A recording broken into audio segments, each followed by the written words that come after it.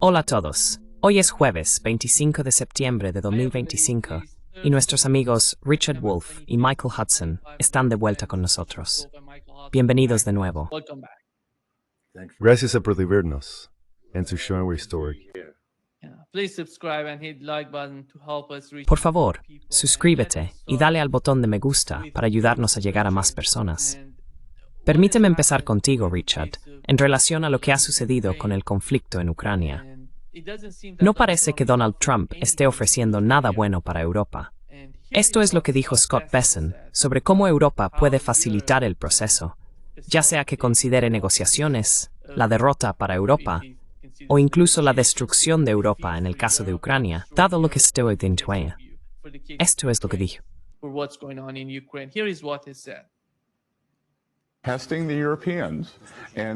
Y poner a prueba a los europeos, y la determinación europea debe fortalecerse. Tienen que ponerlo todo sobre la mesa en cuanto a sanciones económicas. Como les dije a mis homólogos europeos hace unas 2 semanas, todo lo que oigo de vosotros es que Putin quiere marchar hacia Varsovia.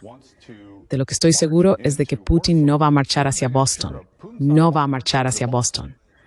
Pero dicho esto, los polacos son grandes aliados. Antes de que se les pidiera, ya estaban gastando el 5% de su PIB. La economía polaca es una de las grandes historias de éxito desde la caída del muro. Cuando cayó el muro, las economías polaca y ucraniana eran del mismo tamaño. Ahora la economía polaca es 3 veces mayor. Si la economía ucraniana tuviera el tamaño de la polaca, Ucrania estaría financiando su propio esfuerzo bélico en este momento. Y dudo que Putin hubiera entrado.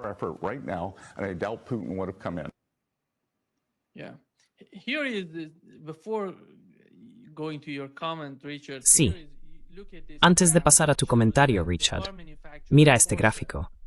Muestra que el fabricante de automóviles Porsche en Alemania fue excluido del índice DAX debido a un desplome en las acciones de la empresa. No sé qué pueden aportar a Europa, salvo destruir su economía. No parece que estén intentando ayudarles. Más bien parece que, ya sabes, de alguna manera intentan complicar la situación en Europa. ¿Qué opinas sobre lo que pasa por la mente de la administración? ¿Tienen algo realmente sustancial en mente?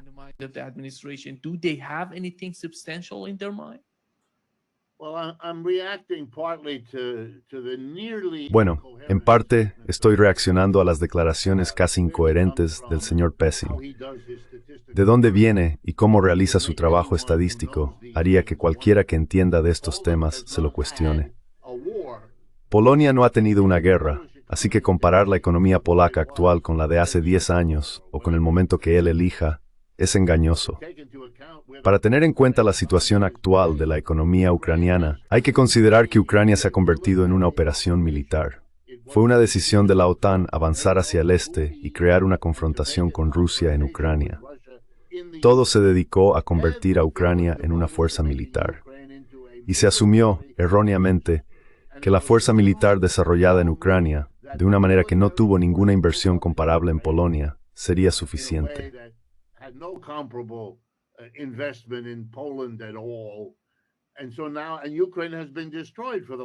Y Ucrania ha sido destruida durante los últimos 3 años con un programa masivo de subdesarrollo económico, no de desarrollo. Comparar un país que lleva 3 años en guerra con uno que no ha tenido guerra es infantil. Es el uso de estadísticas para defender un argumento. Bien, ¿cuál es el argumento? El argumento del señor Pessin se parece mucho a la mayoría de los argumentos del señor Trump, que es que la guerra en Ucrania, desde el punto de vista estadounidense, ya no merece la pena. La presión está en utilizar esos recursos de otras maneras, para hacer América grande de nuevo. Un proyecto enormemente costoso que hasta ahora no ha dado muchos frutos, pero que implicó que un hombre llegara a la presidencia prometiendo acabar con la guerra ante el pueblo estadounidense en unos pocos días o incluso en unas pocas horas.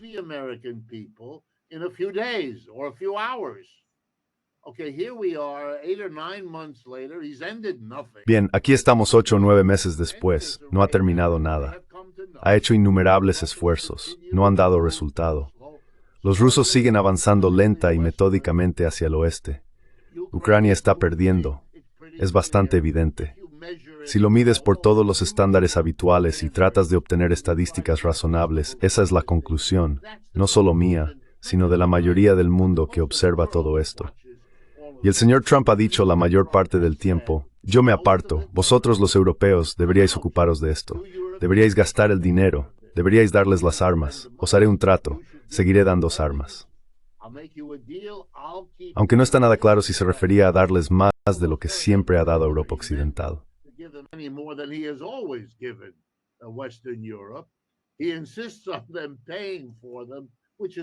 Insiste en que ellos paguen por ello, lo cual es una señal de, ¿cómo decirlo?, falta de entusiasmo. No quiere pagar por ello. Los europeos junto con los estadounidenses no pudieron derrotar a los rusos. La idea de que los europeos sin los estadounidenses lo vayan a lograr es infantilmente estúpida. Así que eso queda descartado. Entonces, ¿qué nos queda? Pues tenemos la contradicción del discurso del señor Trump en la ONU a principios de esta semana. En ese discurso, parece que va a colaborar con los europeos en la guerra de Ucrania. Parece que ha cambiado de postura. Y sí habló con el señor Zelensky. Y si hablas con el señor Zelensky, ya estás en otro universo de todos modos. Así que no lo sé.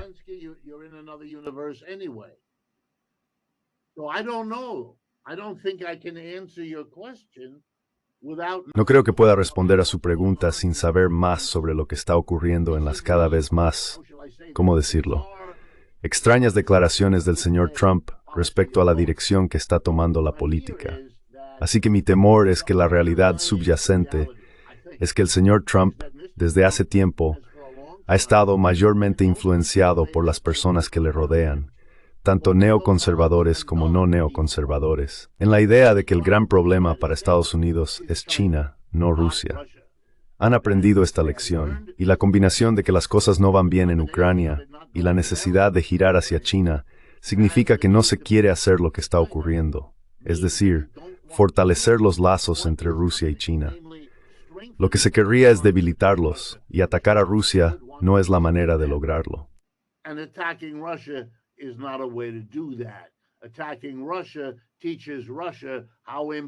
Atacar a Rusia le enseña a Rusia lo importante que es realmente su alianza con China. Así que estoy atrapado y me quedo con esta conclusión temporal hasta que obtenga más pruebas de que Estados Unidos, como hemos estado hablando en este programa durante meses, es un imperio en declive. Y un imperio en declive con cada vez menos opciones sobre qué hacer respecto a su decadencia. Se niega a admitir el declive. Se niega a buscar qué políticas serían las mejores para gestionar ese declive, para que perjudique al menor número de personas, para que dure el mayor tiempo posible, sean cuales sean tus objetivos. No hace eso. Entonces, ¿qué hace? Se dice a sí mismo que su gran problema es China. Sí, pero ¿y qué?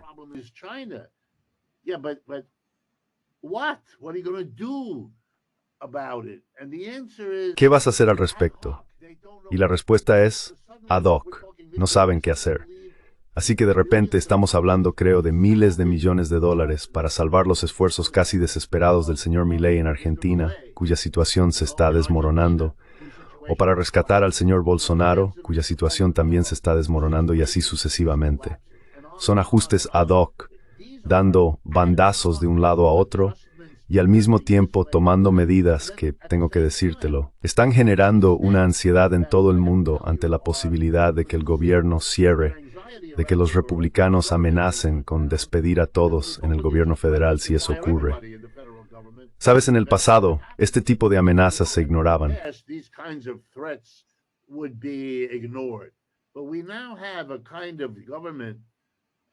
Pero ahora tenemos una especie de gobierno, y voy a usar la palabra que cada vez más me viene a la mente cuando me preguntan, ¿cómo resumirías la situación en la que estamos? La respuesta que te daría es, estamos viendo un gobierno que está desesperado, y entiendo esa desesperación. La deuda nacional está fuera de control. Quiero decir, mira los números. En 1970 era de unos pocos cientos de miles de millones de dólares. Hoy son 37 billones de dólares. Es una locura. Este es un gobierno sentado sobre una montaña de deuda. Lo sabe. No puede continuar así. Liz Truss perdió su puesto de primera ministra en Inglaterra porque intentó pedir dinero prestado y el mercado dijo, no te vamos a prestar más. Estados Unidos sabe que se está acercando a ese punto. Eso es todo. ¿Qué va a hacer? Pues bien, ves un acto irracional y desesperado. Well, you see an irrational, desperate act, you send Elon Musk in to fire half the people. Envías a Elon Musk para despedir a la mitad del personal. Eso no es una medida de eficiencia. Ningún experto en eficiencia justificaría eso. Eso es simplemente ahorrar dinero como mejor se pueda. Y los aranceles son una forma de recaudar algo de dinero como mejor se pueda mientras sigue siendo un mercado importante. Pero los efectos a largo plazo de esto son terribles. Son políticas muy peligrosas. Otros países, como creo que vamos a discutir, ahora están buscando cómo reducir su relación con Estados Unidos porque depender de este país se está volviendo inestable y peligroso. ¿Qué has hecho con tu declive? En realidad lo has acelerado. Y eso es una señal. Cuando la gente desesperada toma decisiones, descubre y tú intentas señalarles que lo están empeorando, no mejorando. You're making it worse, not better.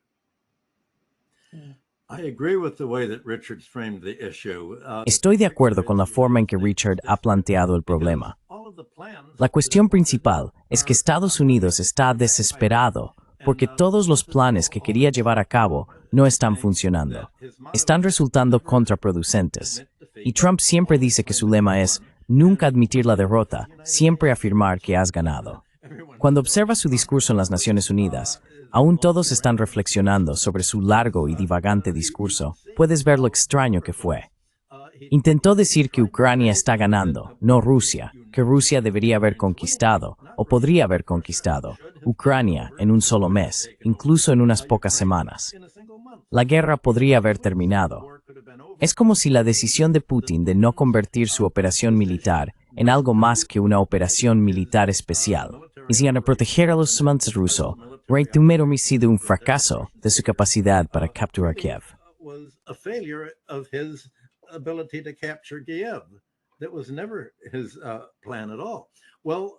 Eso nunca fue su plan en absoluto. Bien, Trump está intentando decir, mirad cuánto tiempo lleva la lucha en Ucrania, ya lleva 2 o 3 años. Pues bien, fijaos en lo que Rusia ha conseguido yendo despacio. Ha tardado los últimos 2 años en agotar completamente los armamentos de Europa y Estados Unidos. Ya no quedan misiles ni tanques, salvo un contingente mínimo de todo esto. Así que, cuando Richard mencionó al principio que Europa dependa de Estados Unidos para las armas, no se están fabricando armas. Se tarda bastante en fabricar misiles y armamento. Y parece que Estados Unidos tardará 5 años en fabricar el tipo de misiles supersónicos e hipersónicos que Rusia ya tiene.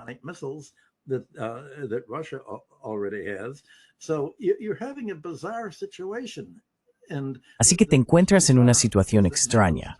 Y lo que resulta extraño es que la OTAN está hablando de una guerra terrestre y Bessent está hablando de que Estados Unidos invada Polonia. Bueno, no van a invadir Boston, pero sí Polonia. Nadie va a invadir Polonia porque, como ya hemos comentado antes, ninguna nación avanzada, compleja industrial, y mucho menos una nación sujeta a los votantes y al apoyo de su propia población, va a asumir el coste sacrificial de perder millones de personas intentando llevar a cabo una invasión. La guerra se va a librar con misiles. Europa está casi sin ellos. Estados Unidos está casi sin ellos. Rusia no se ha quedado sin ellos.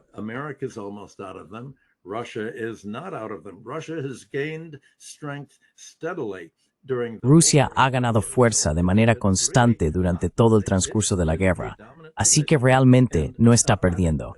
Está en una posición dominante. Y creo que Trump se da cuenta de esto, y como dijo Richard, Trump le está diciendo a Europa, estáis solos. Por supuesto, podéis comprar lo que queráis de nosotros para luchar en Ucrania. Pero Ucrania es un campo de batalla donde en realidad no es Ucrania. Rusia no está luchando contra Ucrania ahora mismo, salvo de forma marginal. Está luchando contra la OTAN.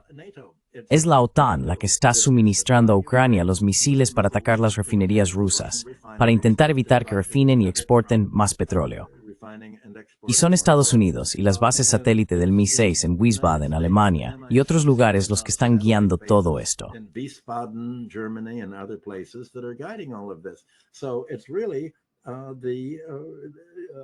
Así que en realidad es la guerra de la OTAN europea contra Rusia. Y no estoy seguro de que Trump realmente tenga la intención, o siquiera tenga idea de cómo enfrentarse a China, que sigue siendo el objetivo de los neoconservadores. El hecho es que Trump está intentando librar una guerra en 5 o 6 frentes al mismo tiempo. Lo único que puedo sacar en claro de las noticias es que ahora mismo estamos en una especie de interregno. Es como si todas las armas estuvieran cargadas y listas para disparar, y solo estamos esperando a que ocurra la chispa, y las chispas pueden saltar en cualquier parte. Tienes los planes de Estados Unidos para un cambio de régimen en Venezuela.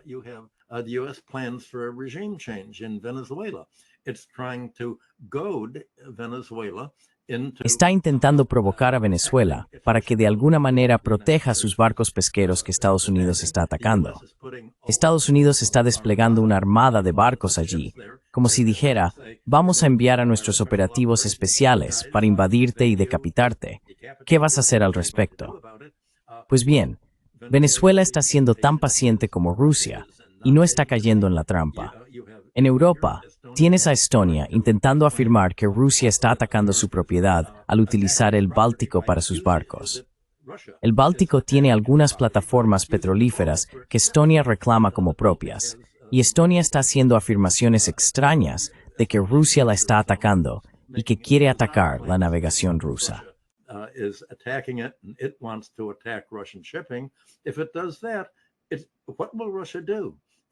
Si hace eso, ¿qué hará Rusia? Está intentando provocar a Rusia para que bombardee los puertos estonios y la marina estonia de 2 barcos o lo que sea. Es anarquía. Hay otro frente en el cercano oriente, donde no solo Israel se está expandiendo hacia Siria, Líbano e incluso Chipre, sino que tienes toda la desestabilización de Siria allí. En Corea y Japón no es una crisis militar, sino una crisis económica. Estados Unidos exigió 50,000 millones de dólares a Japón, y esta sí es tan escandaloso a Japón,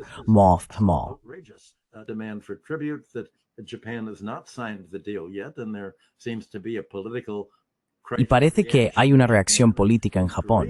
Y en Corea, Trump está intentando decir, bueno, Corea, si nos dais 350,000 millones de dólares, entonces parecerá perfectamente normal que impongamos un tributo a Japón. Pues bien, los funcionarios coreanos han dicho, de ninguna manera vamos a aceptar esta exigencia de tributo. Si tuviéramos los 350,000 millones de dólares, que no tenemos porque no contamos con las reservas extranjeras que tiene Japón, que son 4 veces mayores que las de Corea, entonces, sin duda apoyaríamos a nuestra propia industria y a nuestra propia mano de obra.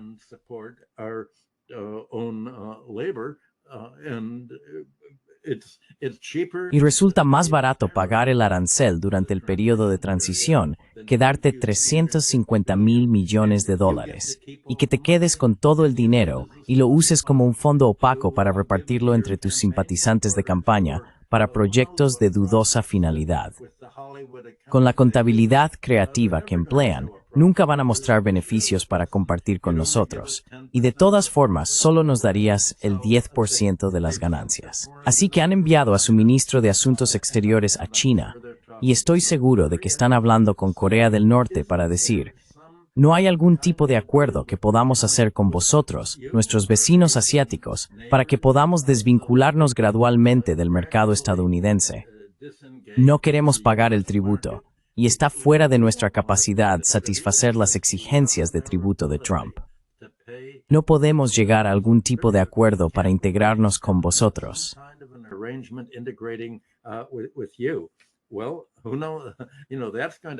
Bueno, quién sabe. Ya sabes, eso va a tener implicaciones militares.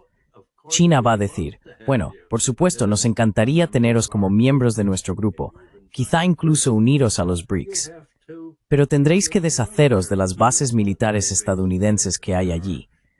Tendréis que cambiar esencialmente vuestra política exterior y poner fin a toda la Guerra Fría. De hecho, poner fin a la Guerra de Corea que comenzó en 1950 y que aún sigue oficialmente en curso, donde seguís siendo una potencia ocupada. Tendréis que afirmar vuestra independencia. Y si sois independientes, entonces, por supuesto, estaréis en posición de llegar a un acuerdo con nosotros.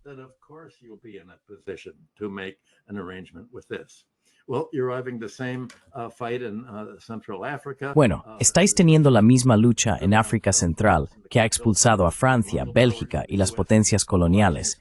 Y Estados Unidos está movilizando a su propia Al-Qaeda para hacer en Sudáfrica lo que hizo con Al-Qaeda en Irak y Siria, cuyo líder de Al-Qaeda fue recibido recientemente con el señor Trump en la reunión de la ONU y ahora es tratado como un dignatario extranjero. Todo está en juego en 10 frentes, más frentes a la vez. Y el efecto es dejar que el resto del mundo sepa. Creo que el resto del mundo puede ver exactamente lo que ha dicho Richard. Estados Unidos está desesperado por ver qué puede conseguir. Bueno, el único continente, la única región que ha logrado conquistar económicamente sigue siendo Europa.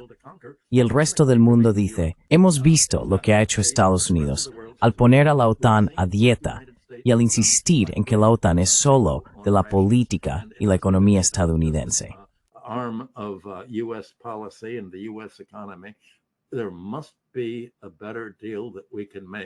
Debe haber un acuerdo mejor que podamos alcanzar. Creo que eso es lo que está configurando el mundo entero para el resto de este año. Pero Estados Unidos solo tiene una respuesta: crear una crisis militar, una línea roja. Y la crisis se está extendiendo. Las líneas rojas están por todo el resto del mundo en todos estos frentes. Es anarquía. Y nadie, creo, puede prever lo que está ocurriendo, porque no hay una estrategia detrás de esta crisis. Cuando un país está en crisis y se está derrumbando, realmente no tiene una estrategia. Cuando se ha desindustrializado, cuando se ha convertido en una potencia deudora, cuando se ha vuelto desesperado, todo lo que puede hacer son respuestas improvisadas, como ha mencionado Richard. Así que estamos viviendo en una respuesta a corto plazo, improvisada. Todo lo que podemos hacer es decir, bueno, esta es la lógica de la situación. Es una situación ilógica desde el principio.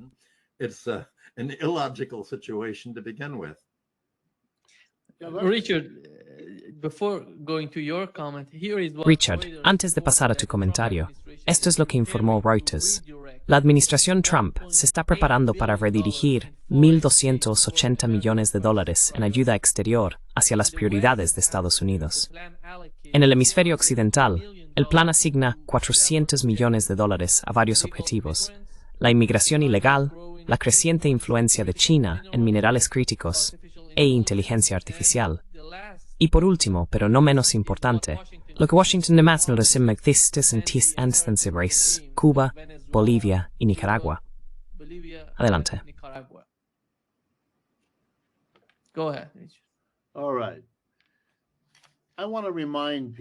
Muy bien. Quiero recordar a las personas que están viendo este programa por qué tiene sentido entender que Estados Unidos está involucrado en una respuesta desesperada y teatral a los problemas del mundo.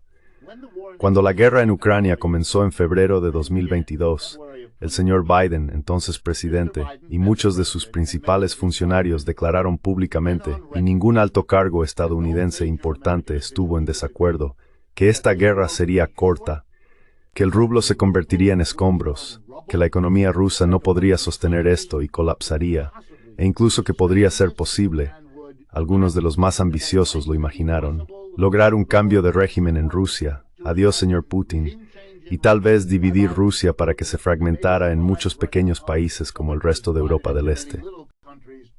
Esos eran nuestros líderes.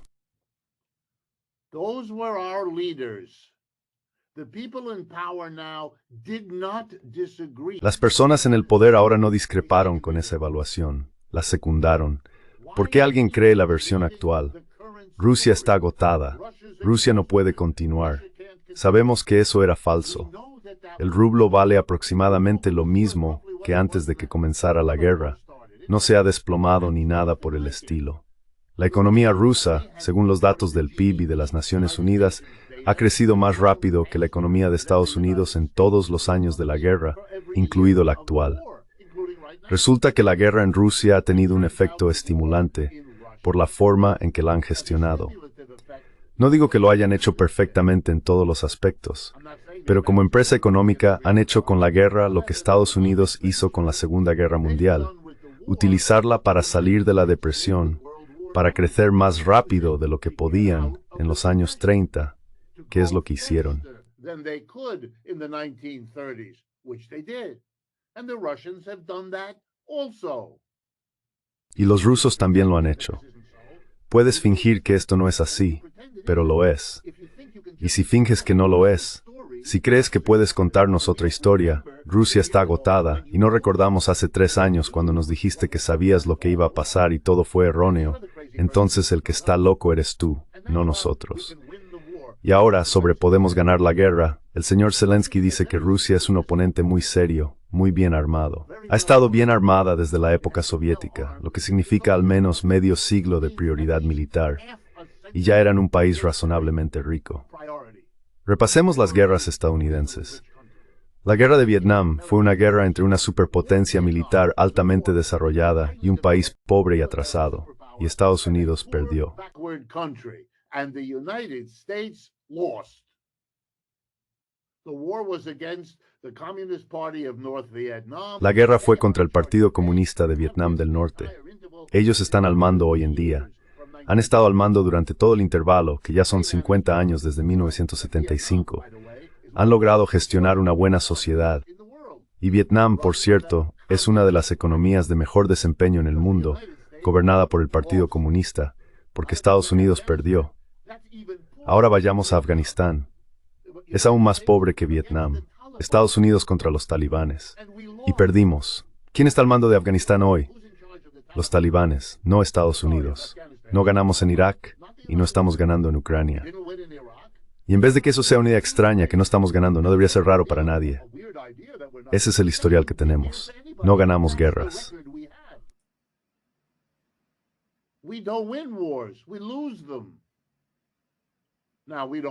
Los perdemos. Ahora, no nos importa porque es un estímulo para nuestra economía del que no podemos prescindir.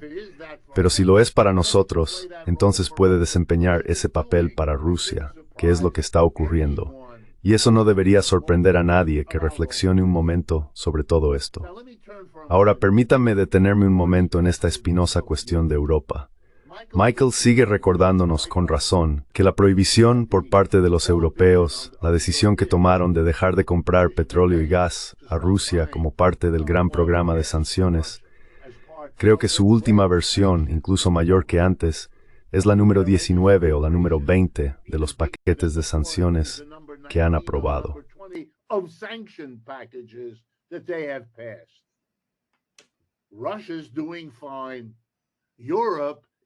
Rusia está bien ahora. Europa es un desastre. Tan mal que Estados Unidos, al ver que su problema es China, ahora considera a los europeos como, en el peor de los casos, una carga para sus recursos y en el mejor, una fuente de tributo para ayudar a enfrentar a China.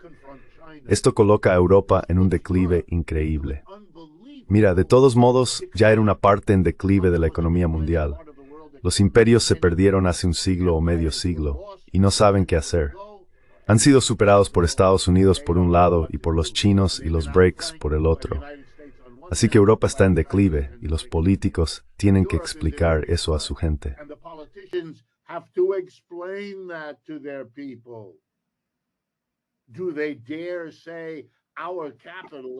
¿Se atreven a decir que nuestros capitalistas no han sido capaces de mantenerse al nivel de los competidores en Estados Unidos y China? No se atreven a hacerlo. Sus capitalistas son quienes los mantienen en el poder, así que eso está descartado. ¿A quién van a culpar? ¿A sí mismos? Eso nunca ocurre. Bueno, en realidad tienen dos opciones. Podrían culpar a Estados Unidos, podrían hacerlo, pero eso no es más factible que culpar a sus propios capitalistas. Siguen dependiendo de Estados Unidos, así que solo queda un candidato, Rusia. Hacer un ruido enorme sobre el peligro de Rusia. Tenemos que rearmarnos por culpa de Rusia. Tenemos que recortar el bienestar social por culpa de Rusia. Tenemos que declinar por culpa de Rusia. Tiene que ser interminable.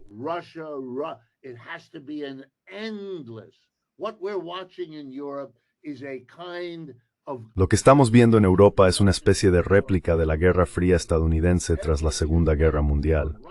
Todo se le echa la culpa a Rusia para justificar, en el caso de Estados Unidos, la construcción del Imperio Americano, y en el caso de Europa, ocultar el declive y sus causas a su propia población. Eso es todo lo que está ocurriendo. El resto es solo ruido.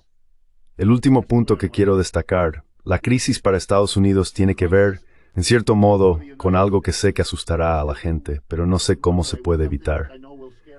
Un imperio en declive que una vez fue dominante, económica, política, militar e ideológicamente, lo está perdiendo en el ámbito económico.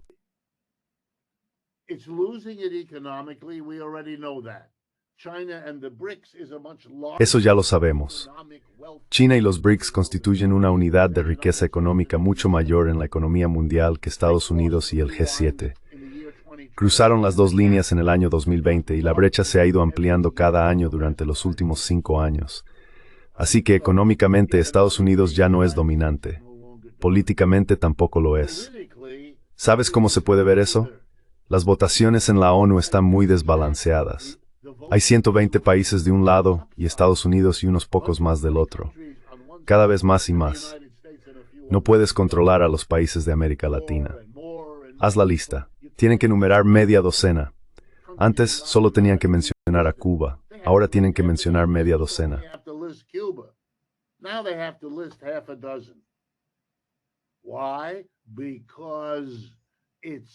¿Por qué?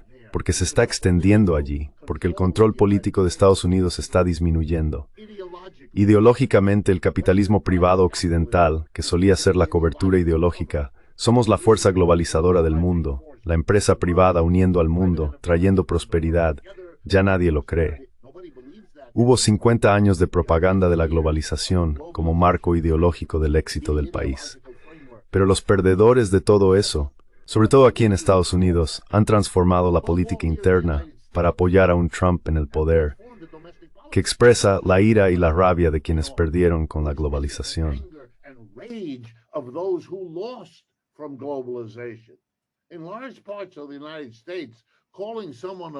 En gran parte de Estados Unidos, llamar a alguien globalista ahora tiene la misma carga política que antes se asociaba con la palabra comunista.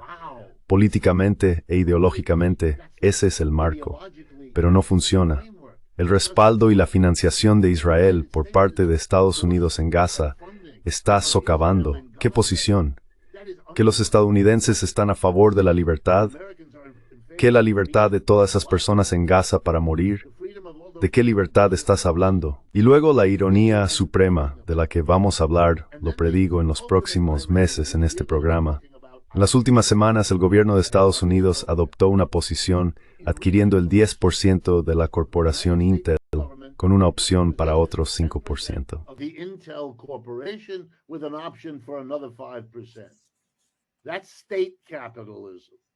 Eso es capitalismo de Estado. ¿Sabes lo que es? Es el acto de Estados Unidos de copiar a los chinos, que tienen un enorme sector de empresas estatales. Aproximadamente la mitad de la economía china son empresas estatales. Intel es ahora una empresa estatal. Si los trabajadores de Intel hacen huelga, ¿llamará el señor Trump, que ahora es el principal accionista, al ICE para encargarse de ese problema? Vaya, el señor Trump bloqueó la venta de ciertos chips informáticos a China. Nvidia y AMD, dos de los principales productores de esos chips, le explicaron al señor Trump que los chinos son grandes usuarios de chips porque tienen una economía enorme y los BRICS son aún más grandes.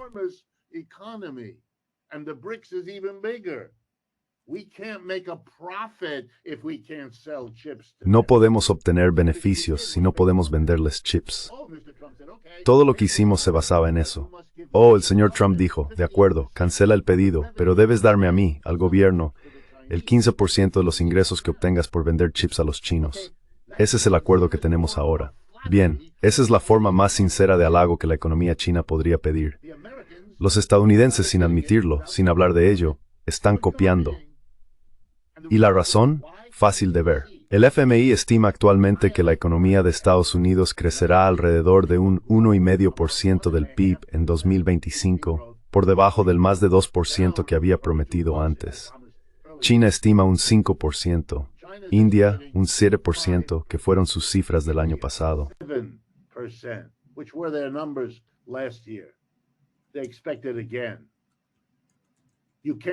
Lo esperan de nuevo. No se pueden sostener las ilusiones de Estados Unidos cuando el resto del mundo, tus adversarios, India, China y los BRICS, Están creciendo 3 veces más rápido que tú, 3 veces más capaces de hacer lo que están haciendo. Recientemente vi un mapa de África que comparaba 2010 con la actualidad, es decir, 15 años. El mapa mostraba el número de países marcados en rojo, cuyo principal socio comercial era Estados Unidos frente a China. Luego, la situación actual, una inversión total. Estados Unidos era el principal socio comercial de la gran mayoría de los países africanos al principio, y ese papel se ha invertido por completo.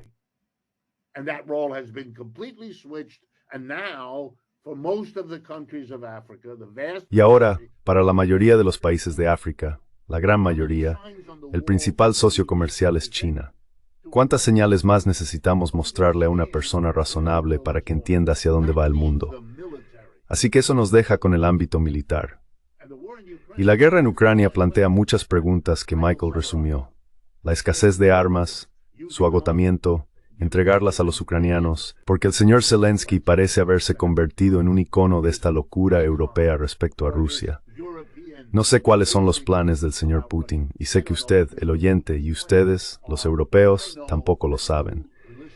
Lo mejor que podemos hacer es observar lo que vemos, reunir las pruebas y hacer una estimación razonable.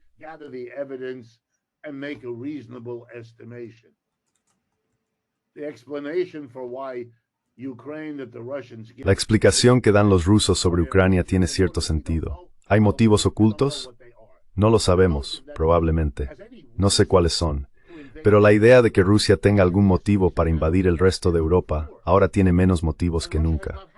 Y Rusia no ha tenido la costumbre de invadir Europa, en absoluto.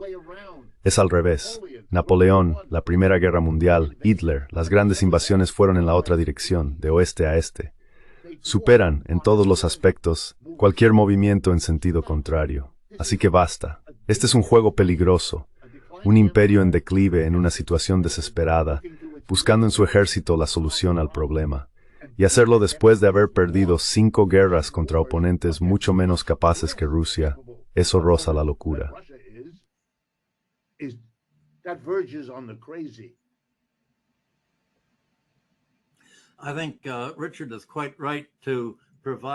Creo que Richard tiene bastante razón al aportar una perspectiva comparando el declive de Estados Unidos y Europa con el despegue industrial de China. ¿Por qué están declinando Estados Unidos y Europa? ¿Por qué se están desindustrializando? Bueno, ya hemos hablado antes de que parte de la razón es que sus economías se han financiarizado. Lo que estamos viendo en Estados Unidos y Europa no es lo que el capitalismo industrial pretendía ser en el siglo XIX, en Estados Unidos, en Alemania, en Gran Bretaña.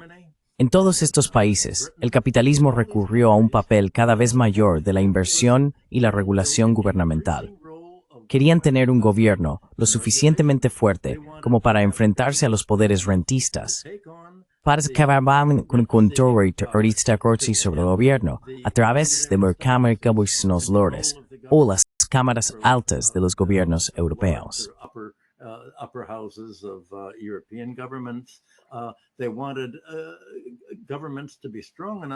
Querían que los gobiernos fueran lo suficientemente fuertes como para llevar los monopolios naturales al dominio público y hacer que la educación, la sanidad, el transporte y las comunicaciones fueran públicos. La idea principal era acabar con el concepto de privilegios feudales para los bienes inmuebles, los monopolios e incluso la banca que se habían heredado, y en esencia, reducir el coste de producción que los empleadores tenían que pagar. Pues bien, lo que ocurrió fue que el sector financiero se unió al sector inmobiliario para luchar contra todo esto después de la Primera Guerra Mundial. E incluso antes de la Escuela Austriaca de Economía, ya existía toda una reacción anticlásica durante los últimos 100 años.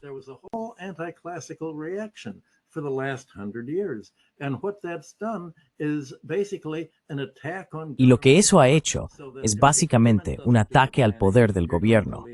De modo que si el gobierno no hace la planificación, vas a dejar que Wall Street y los intereses creados de los ricos hagan la planificación.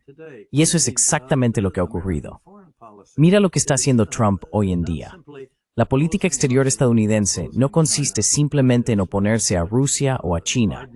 Es lo que la administración Biden llama autocracias, en lugar de democracias. Las autocracias son donde los niveles de vida van aumentando.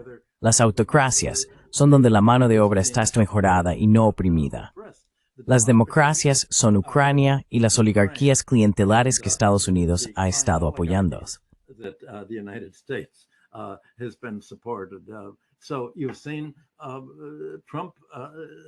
Así que has visto a Trump, en primer lugar, apoyando a Bolsonaro en Brasil, quien ha sido justamente encarcelado por intentar asesinar a Lula y por reemplazar a Lula como presidente, y toda la reacción oligárquica corrupta contra la reforma de Lula.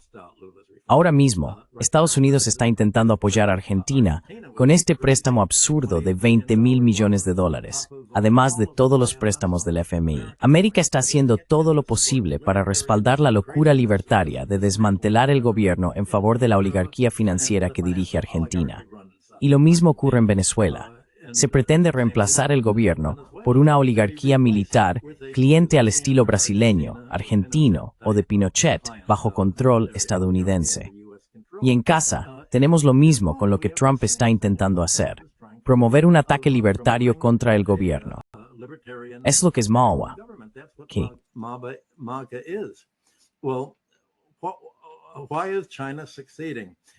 ¿Por qué está teniendo éxito China? Está teniendo éxito haciendo exactamente lo que los países capitalistas industriales se propusieron hacer en el siglo XIX. Podrías llamarlo socialismo industrial, porque se esperaba que el capitalismo evolucionara hacia el socialismo. Eso parecía natural, hacia una economía mixta, con un gobierno lo suficientemente fuerte como para mantener lo que solían ser clases extractoras de rentas, la clase terrateniente, y especialmente la clase bancaria en el dominio público.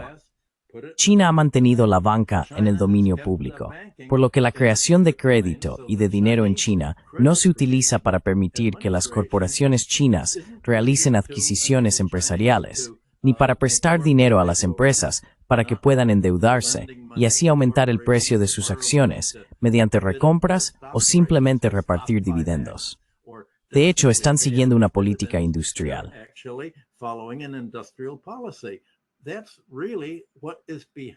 Eso es realmente lo que está detrás del ataque de Estados Unidos a China, Rusia y potencialmente a todo el bloque BRICS.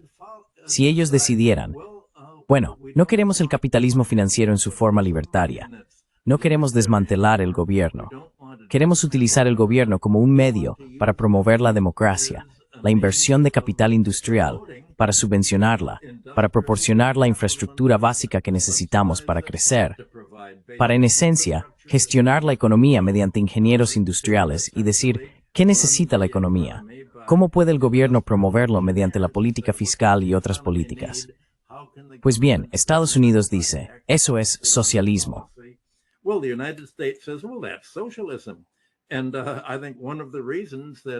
Y creo que una de las razones por las que las encuestas de opinión en Estados Unidos muestran que la mayoría de los estadounidenses prefieren la palabra socialismo a capitalismo es porque funciona, como Richard y yo hemos estado describiendo durante todo el tiempo que hemos estado en tu programa de entrevistas.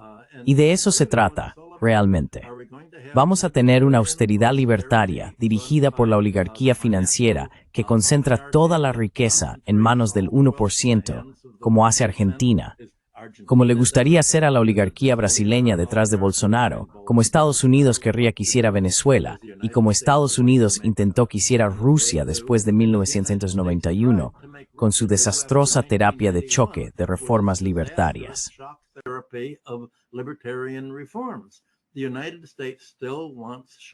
Estados Unidos todavía quiere aplicar la terapia de choque en todo el mundo. Por eso Trump cuenta con el respaldo de Milei en Argentina, con este rescate disparatado de $20.000 millones.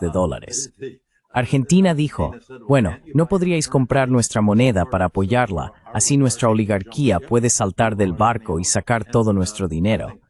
Y creo que Trump ha respondido, no, no vamos a comprar vuestra moneda. Os haremos un préstamo en dólares. Podéis usar los dólares para respaldar vuestra moneda, facilitar la fuga de capitales, como hace el Fondo Monetario Internacional, pero nos deberéis los dólares a nosotros, nuestra moneda, no la vuestra, que está a punto de desplomarse en cuanto el FMI deje de apoyarla. y el FMI solo apoya a las oligarquías. El FMI lucha contra el socialismo.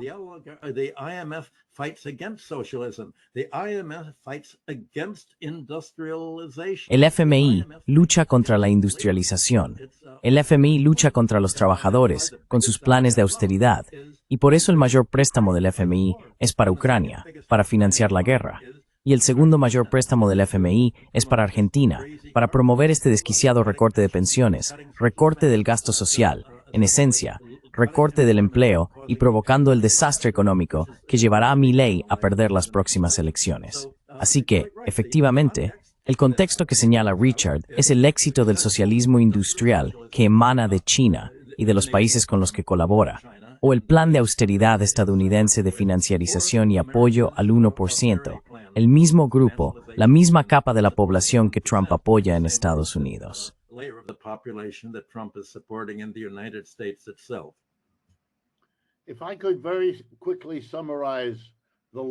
Si pudiera resumir muy rápidamente la lógica de lo que Michael acaba de decir, en el capitalismo privado, que surgió en Inglaterra, Europa y durante los últimos 250 años, se desarrolló una ideología para celebrarse a sí mismo.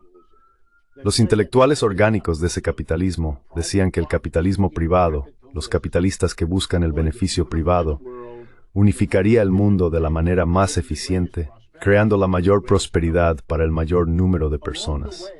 En el camino, los ideólogos honestos descubrieron que si organizas tu sociedad de esa manera, mantienes toda la inversión como rehén del principio de beneficio. Las cosas no sucederán a menos que sea rentable para un inversor privado destinar su capital para desarrollarlas.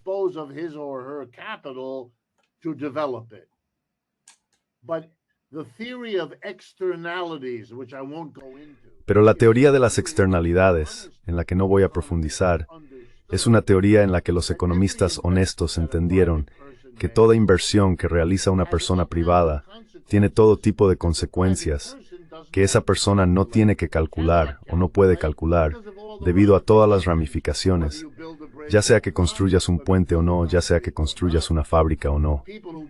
Las personas que construyen la fábrica buscan un beneficio privado, pero la sociedad tiene que vivir con todas las consecuencias. Beneficio privado, pero todo lo demás también. Ahora, último punto. Resulta que hay muchas formas de desarrollar una economía que no son, o al menos no lo son inicialmente, rentables para nadie a nivel privado, pero sí lo son para la comunidad.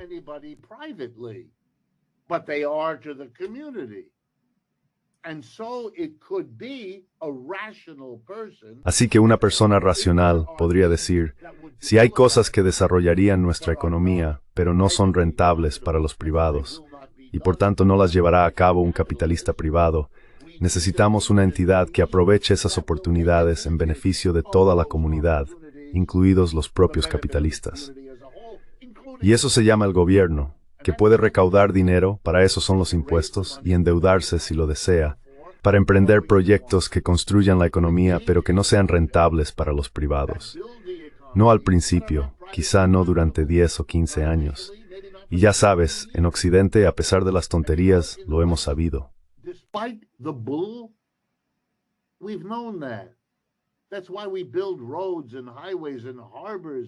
Por eso construimos carreteras, autopistas y puertos, y subvencionamos la compañía telefónica y muchas otras. De hecho, tenemos un nombre para ello, infraestructuras. Intervenimos con el apoyo del gobierno porque, debido a su rigidez ideológica, se garantiza el beneficio a las empresas privadas, para que lleven a cabo lo que sabemos que deben hacer, pero que su beneficio privado sin subvenciones no permitiría que ocurriera. Lo que hacen los chinos es la racionalización de eso. Dicen que siempre hay un gran conjunto de proyectos de desarrollo importantes que no son rentables para el sector privado, pero que ellos llevarán a cabo. Por eso los chinos tienen el mejor sistema de trenes de alta velocidad del mundo. Por eso los chinos construyen viviendas antes de que la gente las necesite. Eso no es un fracaso del mercado.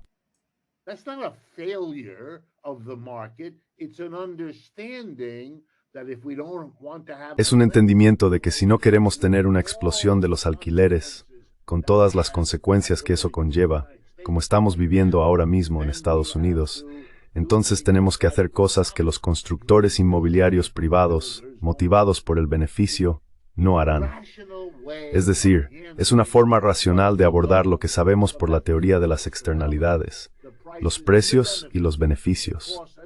Los costes y los beneficios de un proyecto más allá del beneficio privado que esté o no involucrado.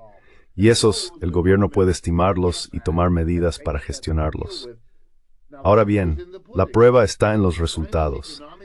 El desarrollo económico de China, haciendo eso durante los últimos 40 años, ha superado al de Estados Unidos cada año. Es un récord asombroso. Si no lo sabías, ¿adivinas por qué?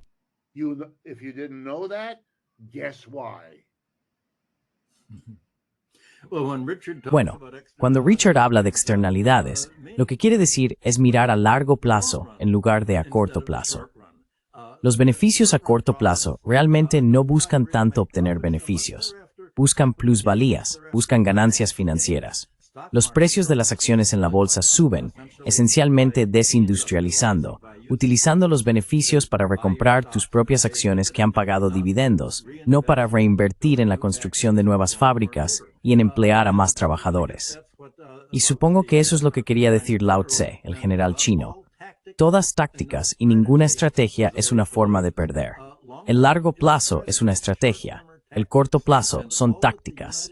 Y todo en lo que se basan las economías de Estados Unidos y Europa son tácticas a corto plazo, no estrategia.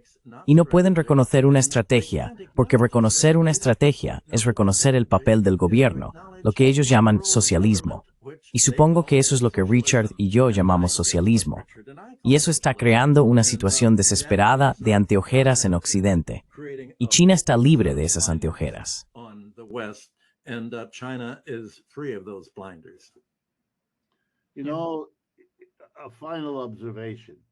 Sabes, una última observación.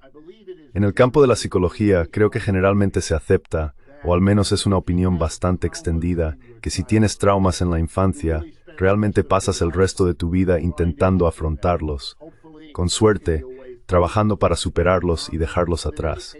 Pero en cualquier caso, tienes que lidiar con ellos, no hay alternativa. Y muchísima gente queda atrapada, ya de adultos, en una lucha interminable con los traumas que les marcaron de niños. Bien, hagamos la misma analogía con el capitalismo.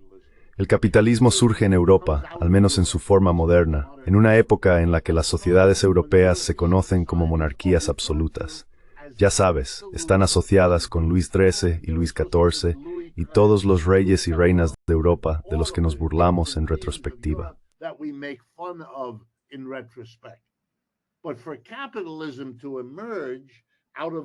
Pero para que el capitalismo surgiera de un feudalismo que estaba altamente centralizado y concentrado en monarquías absolutas, la fase inicial del capitalismo tuvo una experiencia traumática con el poder gubernamental. Por eso la antigua ideología era déjenos en paz, laissez-faire, no se metan, no interfieran, no usen. El gran poder está en nuestra contra. El gran poder quiere restringirnos, bloquearnos, matarnos. El sentimiento antigubernamental es una reacción a un trauma de la infancia. Los primeros experimentos con el capitalismo, si retrocedes a Europa en la Alta Edad Media, fueron aplastados. Empezaban a funcionar, empleadores y empleados en una ciudad, y el señor feudal reunía sus tropas, entraba y los masacraba a todos. Ciudad tras ciudad en Europa está llena de esa historia. El gobierno era un peligro.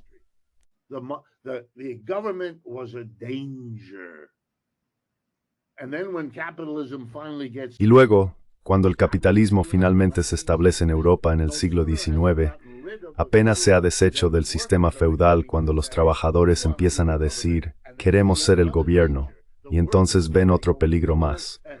Los trabajadores tomarán el control del gobierno, y entonces tendremos a los poderosos trabajadores en la posición de un gobierno en el que confiamos aún menos. Así que lo llevan tan arraigado que tienen que celebrar las privatizaciones. Mira al señor Trump, lo celebra incluso mientras lo viola cada día. Es una ideología tan desesperada, pero tiene sus efectos. No se puede hacer aquí lo que hicieron los chinos, y el resultado es que Estados Unidos está siendo superado por los chinos. En una era de armas nucleares, si recurres de nuevo al ejército, mira lo que estás haciendo. Mira con qué peligro estás coqueteando. Ganarás la batalla y lo perderás todo. you'll win the battle and lose everything. Bueno, Richard, primero Rusia y luego China. Necesita Occidente una revolución. Y se puede ver toda la Guerra Fría, toda la oposición a China, los BRICS, el miedo a los países que no están bajo control estadounidense, como un temor a que puedan tener una revolución. Se puede ver toda la Guerra Fría como ¿habrá una revolución o no? ¿Y qué tipo de revolución será? Creo que ese es el marco para toda la anarquía que estamos viendo en la última semana.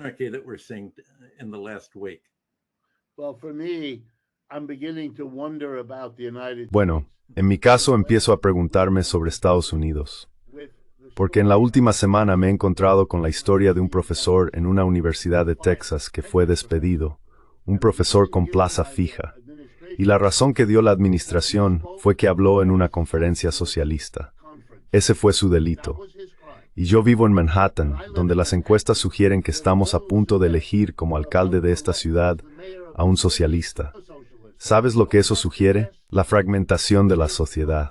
Esas son diferencias que, en mi opinión, no se pueden reconciliar, y las veo cada vez más, como sospecho que la mayoría de vosotros también.